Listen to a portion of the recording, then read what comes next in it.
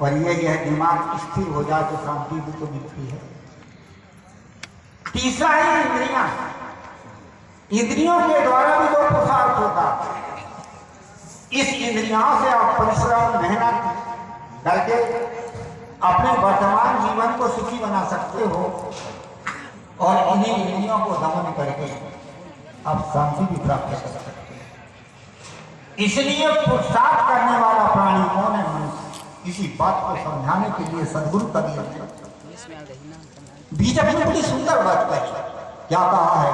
करु बनिया बल आपनी छाड़ बिरानी आस,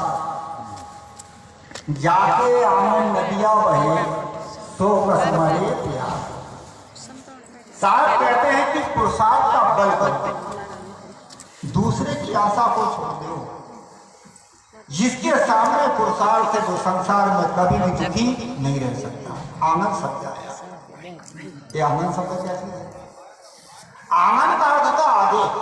जब आप घर बनाते हो तो घर के चारों तरफ में कमरे होते हैं और बीच में जगह होती है या सामने जगह होती खाली, उसको कहते हैं आंगन। कमरे से जब आप सामने आगे निकलोगे तो सामने आंगन ही पड़ेगा।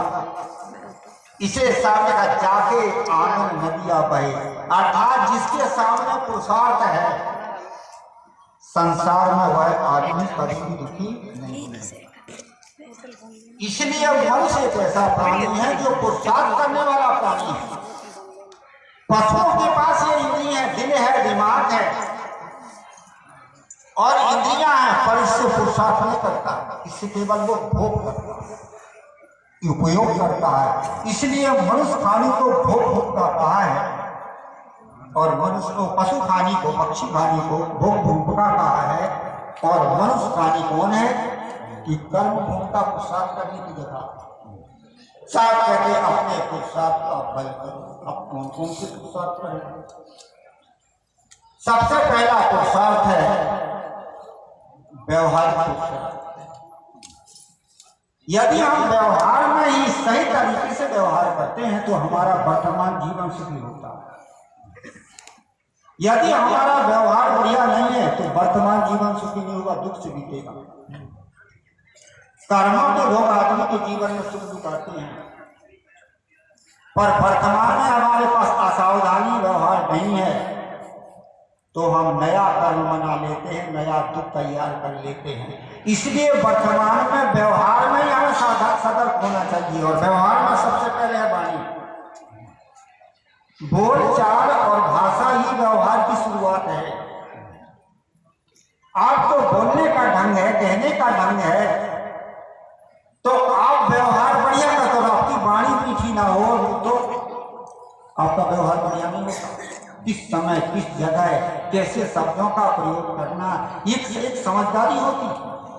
एक जगह एक बूढ़ा आदमी था तो हुआ ये कि बीमार हो गया, अंतिम समय आ गया। गांव के लोगों ने चलो गांव का बूढ़ा था बेचारा, अब अंतिम समय है, चलो मिलजुल करो। जब गए तो वो कहने लगा कि अब मैं नहीं रहूंगा। मैं ना रहूंगा का अर्थ है आत्मा के लिए नहीं कह रहा हूँ, शरीर के लिए कह रहा है। लोगों ने कहा हाँ भाई ठीक है, समझाए बुझाए। उसके बाद गांव के लोग चले आए।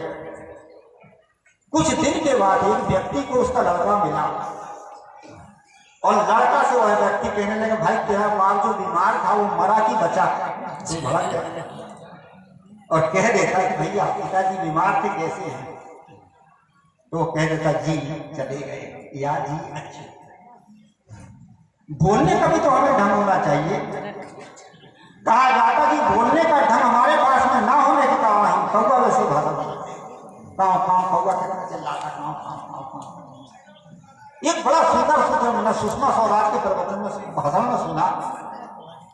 घर में प्रेम और व्यवहार होता, प्रेम और व्यवहार प्यार होता। घर समाज में प्रेम और प्यार होता है और बाजार में व्यापार और लेन देन होता। हम घर को बाजार ना बनाए, हम घर को बना लेते बाजार। कितने जिसके घरों में खाओ खाओ खाओ खाओ छाँ छाँ शुरू हो जाता है, कौवा भी लगा जाता, सदरी बड़े बड़े कौवा चलने लगे, मेरी क्या लगेगा। इसलिए हमारी भाषा को